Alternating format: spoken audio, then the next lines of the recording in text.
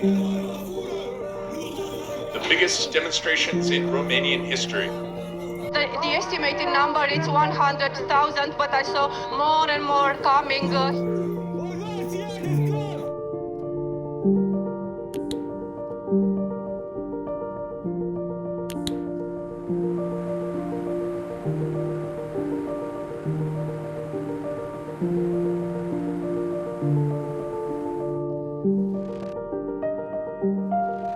Who I am? I'm a person. I'm a wanderer.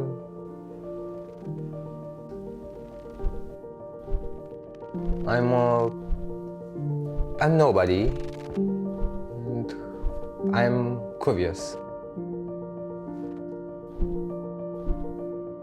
Normal person that gets bored really easily, and really dislikes inefficiency everywhere he sees them. And sometimes if they bother me enough, or they affect me enough, or they affect the people around me, or the society, then I also decide to do something about it. This gets combined with these ones, and hopefully they will manage to create even more efficiency at home. For example, these ones, instead of having them this, we can put it like this, and then well, we have it here. And when we need it, okay. I love this kind of things that allows you to maximize the space. Super. These are monthly and these are weekly. So by this you know exactly, okay, when did we last check the fridge items, so we know how many days are in between. And it needs to be as simple as possible. And this is version 1, we will do version 2 more in a booklet form. What's the purpose of inefficiency? Most of the things that I do and that I started doing are fun, are interesting, and they are solving a problem, first of all, for me, or they are something that I'm deeply passionate about. And that's why I kind of do it. It's hard for me to do something that I don't feel like doing it. For me, it's the need. Like, I have a need for myself. Like, it doesn't exist. So I'm like, okay, I will fill that gap and I will try create the thing that I want. Like, instead of complaining like, there is nothing about this, okay, I will create it. Lupta împotriva corupției dusă de tânărul Florin Badita a fost recunoscută și de curând.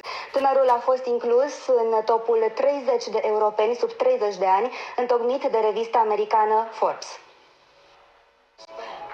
Euronews a nominalizat la premiile European Leadership 2018 o frumoasă, Emma Watson, și o bestie atunci când vine vorba despre corupți, Florin Badita. Zeci de mii de români în mediul online empatizează cu tânărul de 29 de ani, fondatorul grupului Corupția Ucide, și îl urmează la acțiuni civice.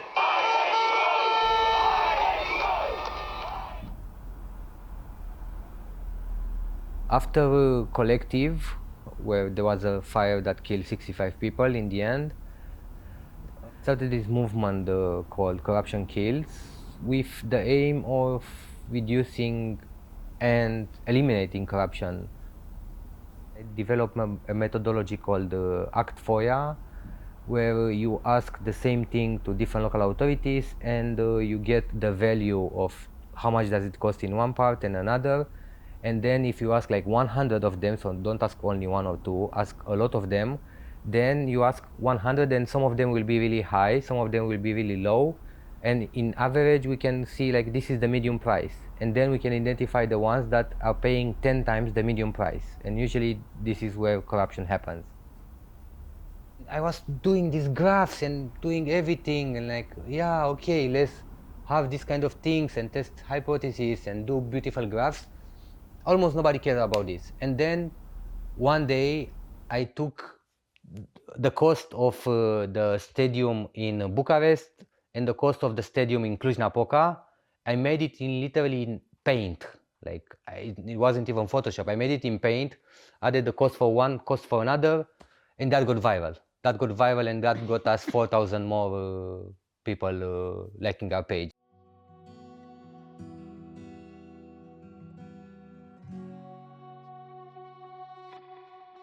Some of the things that spark my passion is sometimes it's just about the fact that I feel that this should exist and that this could be anything that I don't know, spark my creativity, spark my interest, and other times it's just maybe the gatekeepers of information are, I don't trust them, and almost nobody trusts them.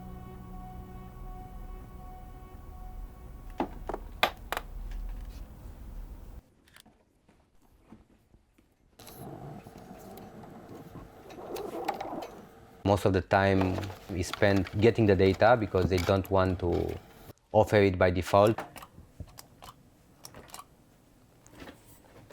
Currently I send over 10,000 FOIA requests. I don't know if this is a world record or something. Super, and now we will send the email. I met somebody that had sent like 7,000 FOIA requests from India, but except that I was not able to find other people that are that obsessed about FOIA.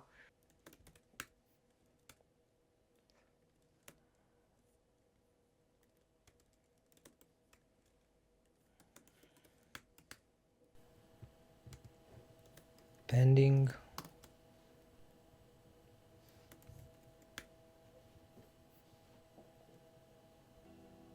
Send.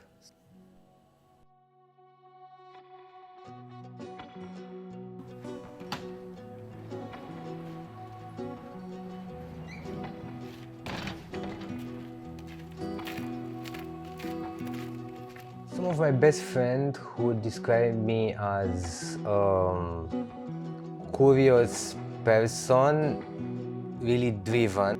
When I'm interested into something, I will obsess over it and I will focus on that thing, and that will be the most important thing in the world.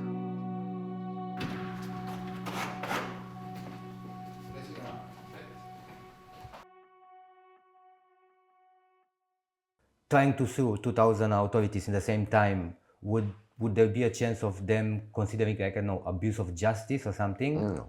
No, okay. No, the right to petition is a constitutional right. You have this right. What can they do if they accrue legal expenses and they win? Then you might be compelled to pay those legal expenses. So.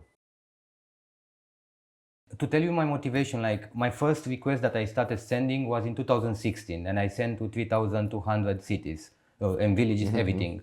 And the rate of response was around 35 to 40%. Moving back to 2023, I sent 3,000 more requests. The rate of response is still 35 to 40%. So it didn't increase in almost 8 years. So for me, it's like, if we don't do something else, I will come back in 2035, send 3,200 requests by email and still have this rate of response. So I didn't see, and I don't see currently the policy updating itself. No, it won't. If you are right, you have to do something to shake the tree. So yeah. Okay. There are a lot of things you have to demonstrate when you go to court, and one of them, the first of them is you have an interest. It might be a question: why would a person that is not, for instance, paying taxes in Brăila, so curious about how the taxpayers' money are spent in Brăila? Yeah, but I'm not saying it will happen, but it might happen. What if every citizen in Arad asks for Brăila spendings? What will they will maybe learn to put it directly on the website, so people don't need to request. That would be the idea. Okay, true, you can say that, but you can also argue that putting all your expenses on a website publicly is not the best way to advertise, because... Yeah, but this is transparency from my point of view. Yes, but okay, transparency, like when we speak about clothes, when we speak about the public policies. Transparency is good, but also too much of it can be a bad thing. I disagree personally. Like, Okay.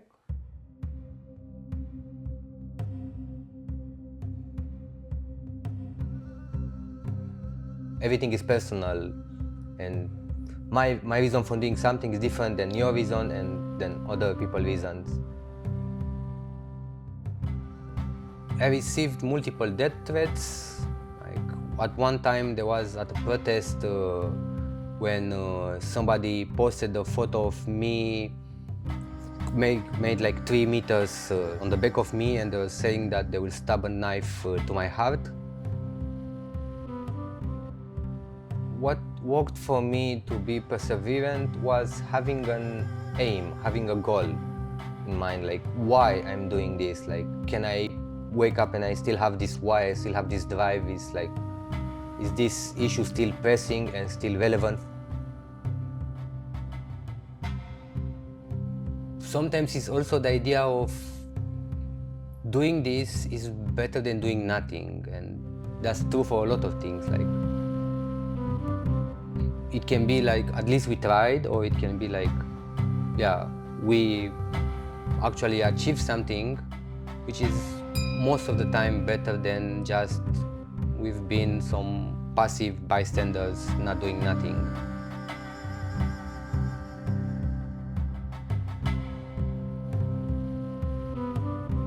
It's about who we are or who we are becoming.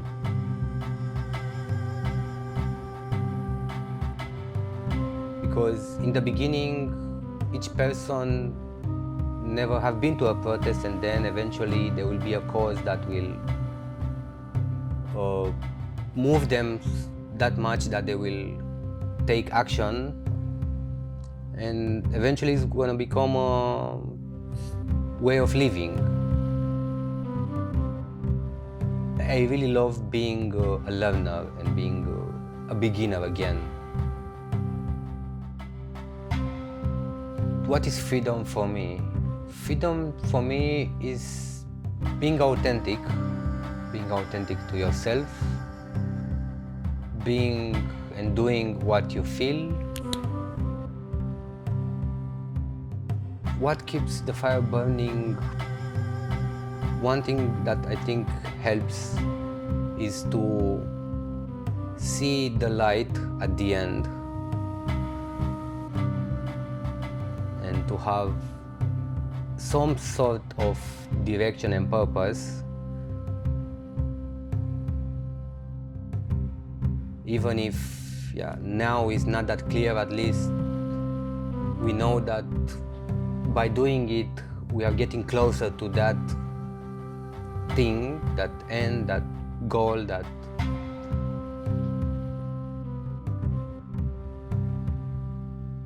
there is nothing magical about anything. All of the things that we are seeing, starting from buildings to organizations to government, all of this is invented by people, created, some of them thousands of years ago, some of them more recently. And some of them will disappear and others will appear, and we need to bring our contribution into this to leave our small mark.